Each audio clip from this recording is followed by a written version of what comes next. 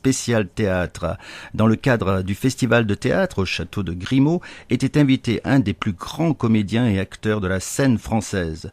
Organisé par Véronique Siffredi, comédienne et organisatrice de ce festival, nous avons assisté à une représentation théâtrale extraordinaire servie par deux comédiens exceptionnels. Il est né le 8 décembre 1947 à Neuilly-sur-Seine. C'est un acteur, comédien, metteur en scène, réalisateur et scénariste français.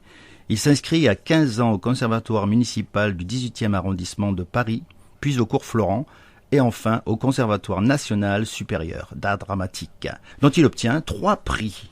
Celui, bien sûr, permet en 1971 d'être engagé à la Comédie Française, dont il deviendra sociétaire en 1977. Je vous laisse écouter cette interview que j'ai réalisée ce jeudi 9 août avec cet artiste authentique et très humain, Monsieur Francis Huster. Voilà, alors ce soir, on devait être au magnifique château de Grimaud, datant du XIe siècle, maintenant en ruine, mais cependant ne manquant pas de charme, dominant la baie de Saint-Tropez. Et là, je suis avec un des plus grands comédiens français, metteur en scène, réalisateur et scénariste français, en compagnie de Yves Lemoigne. Ils nous ont joué cette pièce Molière, conçue et mise en scène par le comédien qui a reçu Grimaud ce soir. Bonsoir Francis Huster. Bonsoir, merci d'être là. Pourquoi Molière ? Parce que pour moi, c'est le héros numéro 1 de notre histoire théâtrale en France, et peut-être même un des 5 grands héros français. Il a représenté ce qui me paraît l'image la plus juste de la France, le courage. Il n'a jamais cédé devant le pouvoir politique, religieux, médical, social. Il a osé dire dans un siècle de sang et de crimes, et pas seulement un siècle d'or et de faste, il a osé dire tout haut ce que le peuple pensait tout bas. Il a parlé pour le peuple et il l'a fait avec une grandeur d'âme, en plus une honnêteté et une tendresse humaine qui font que, il me semble que ce message aujourd'hui, en 2018, il faut absolument le reprendre, parce que les gens ont peur, parce que les gens sont pour les uns désespérés, pour les autres en colère, et que je pense qu'il y a dans l'œuvre de Molière quelque chose qui va pouvoir les remettre en équilibre avec eux-mêmes, qui va pouvoir leur donner confiance, pas seulement dans le monde qu'il faut réapprendre à construire, mais confiance tout simplement en eux-mêmes dans la vie de tous les jours. J'ai toujours eu l'impression qu'en allant voir une pièce de Molière, on vivait un moment de sa propre vie, qu'on sortait du théâtre en se disant « et si je me conduisais comme Alceste, et si je me conduisais comme justement je devrais me conduire dans la vie, en être sincère, n'ayant peur de rien et osant dire tout ce qu'il pense ». C'est pour ça que il me semble aussi que Molière est typiquement le héros français, parce qu'il est à la fois ridicule, drôle, comique, complètement à côté de ses pompes, et tout d'un coup, en un moment, il devient un être d'une vérité humaine bouleversante. Vous avez sorti un livre en septembre 2017, « N'abandonnez jamais, ne renoncez à rien ». Et là, vous vous adressez aux jeunes, un livre positif. Et même, en même temps, vous vous adressez à Molière. Oui, parce que il y a quelque chose qui me semble unir Molière à la jeunesse, c'est qu'à chaque fois, et je voudrais que tous les jeunes qui nous écoutent le croient, il faut repartir de zéro. Rien n'est acquis dans la vie. Tu dois toujours te battre tous les jours. Ton corps doit toujours se battre.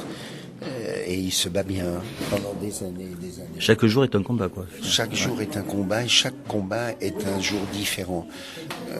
On combat d'abord contre les injustices autour de soi, mais on combat aussi contre ses propres injustices envers soi-même.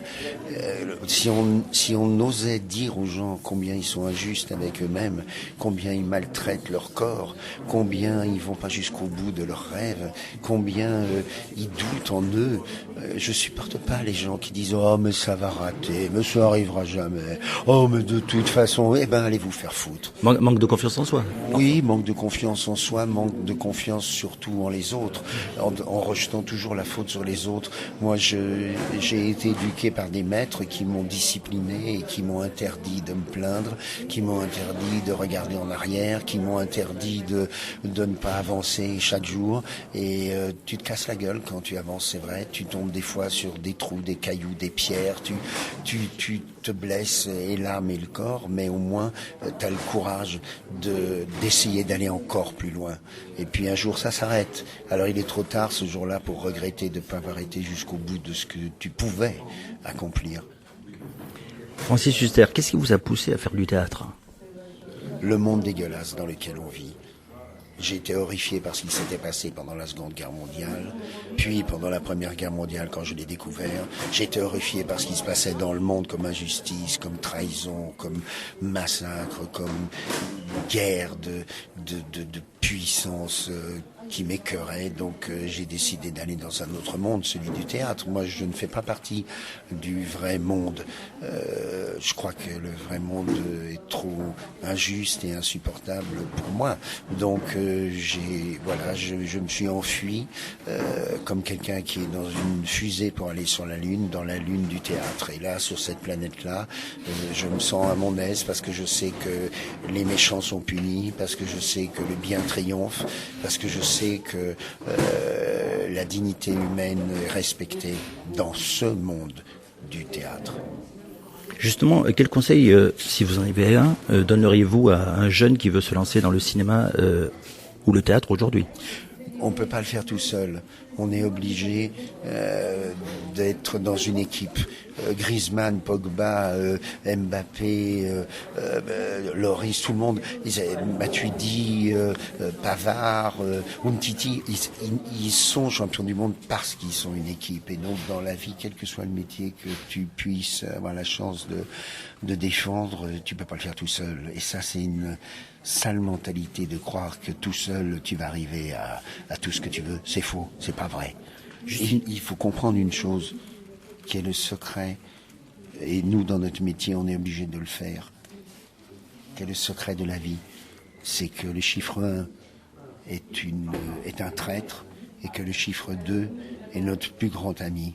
On faut être deux pour faire l'amour, faut être deux pour faire naître, faut être deux pour accomplir quelque chose, faut être deux pour qu'il y en ait un qui soit de l'avis du oui, de l'autre de l'avis du non, faut être deux pour construire, faut être deux pour bâtir, faut être deux pour se souffrir et se regretter quand l'un des deux n'est plus là. Le chiffre 2 est le plus grand chiffre du monde. Le chiffre 1, c'est une ordure, c'est un traître. Le chiffre 1, tout seul dans son coin, il agit en se foutant des autres. Le chiffre 1 ne pense qu'à lui. Le chiffre 1 se croit plus malin que les autres. Voilà. Et c'est ça le secret de la vie. C'est la raison pour laquelle on a 2 jambes, 2 pieds, 2 yeux, 2 oreilles, 2 bras, 2 parties du cœur, 2 poumons. Voilà, c'est tout. C'est pas un hasard. C'est pas un hasard. Et moi, je me suis toujours méfié dans toute ma vie des gens en me disant est-ce que c'est un chiffre 2 ou est-ce que c'est un chiffre 1 ? Comme par hasard, Hitler c'est un chiffre 1, Staline c'est un chiffre 1, et la liste est longue. Oui. Comme par hasard. Et donc je pense que le plus important pour un jeune, c'est de se dire ma seule ambition, c'est de trouver celle qui va faire avec moi le chiffre 2. Tu ne construis rien tout seul. Je vous remercie. Je voulais juste une dernière question. Est-ce que vous voulez bien nous parler de Yves Lemoigne, qui a joué avec vous ce soir cette pièce de Molière ? Yves Lemoigne est un comédien qui a joué tous les grands classiques, qui a fait partie de la troupe de France, qui a fait partie de la compagnie Renaud Barrault, qui est un peu au théâtre, dans la lignée des Jean Piat, dans la lignée des Jacques Charron, des oui. Paul Meurice. Il a cette voix qui est théâtrale. D'ailleurs, on a l'impression que lui est un acteur de théâtre et que moi je ne le suis pas, parce qu'il a cette espèce de stature, cette espèce de présence. C'est quelqu'un qu'on ne rencontre pas dans la vie. On le voit sur scène, il est chez lui.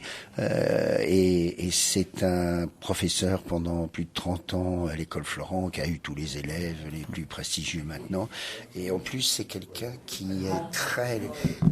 C'est pour ça que je parlais de chiffre 2, c'est que c'est quelqu'un qui est totalement à l'opposé de ce que je suis. Tout ce que j'aime, il le déteste. Tout ce qu'il aime, j'aime pas. Tout ce qu'il pense, je ne pense pas. Tout ce que je pense, il s'en fout. Donc c'est quelqu'un avec qui il est très intéressant de travailler parce qu'il y a tout de suite... Vous êtes à l'opposé, mais en fait, vous vous retrouvez. Oui, on se retrouve parce que finalement, on comprend bien les choses et c'est, je trouve, la marque des grands auteurs au théâtre. On comprend bien les choses quand on oppose les contraires. Le Cid, c'est Chimène et l'infante, deux contraires. Les femmes savantes, c'est Henriette et Armande, deux contraires. Le misanthrope, c'est Alceste et Philinte, deux contraires. Tartuffe, c'est Orgon et Tartuffe, deux contraires. À chaque fois qu'on oppose quelque chose, il y a comme avec le feu. On met pas le feu tout seul, on le met à deux, en se frottant à l'autre. Et je pense que le gros problème de notre génération à nous, c'est d'avoir oublié les chiffres 2 et d'avoir fait confiance à des chiffres 1 qui ne méritaient pas. Merci Francis Huster pour cette interview. Merci à vous. Beaucoup. Merci, un grand merci à Francis Huster. Donc cette pièce Molière qui joue avec donc Yves Lemoigne, il va la jouer pendant 1 an. Alors si jamais elle passe dans votre ville, ne la ratez surtout pas. J'aimerais juste finir avec ce poème que je voulais que Francis Huster le dise, mais par manque de temps, parce qu'il avait d'autres rendez-vous après, que je voulais lui faire dire ce texte, mais je vais vous le dire parce que ça correspond à ce qu'il a dit. Et puis le Molière d'hier, c'est toujours le Molière d'aujourd'hui. Ce texte est une traduction d'un poème anglais. N'abandonne jamais. Quand les choses vont vraiment mal, quand elles savent si bien le faire quelquefois, quand la route sur laquelle tu chemines péniblement semble s'achever au sommet d'une colline, quand les fonds sont bas et que les dettes culminent, tu voudrais sourire et tu dois pousser des soupirs. Quand le souci te pousse dans la déprime, repose-toi si tu veux, mais n'abandonne pas. La vie est si étrange, avec ses revers et ses détours, comme chacun de nous a pu l'apprendre un jour, et beaucoup qui ont été abattus par un échec auraient pu réussir s'ils avaient persévéré. N'abandonne pas même si tout te semble aller lentement, car un autre souffle peut apporter la réussite. Le succès n'est que l'envers de l'échec, et tu ne peux jamais savoir à quelle distance se trouve le but, qui peut être très proche alors qu'il te semble si lointain. Aussi, continue la lutte au plus fort du combat, car c'est quand tout te semble perdu que tu ne dois pas abandonner. C'était Jean-Claude Doussard pour cette émission spéciale JC avec Francis Huster et Yves Lemoigne.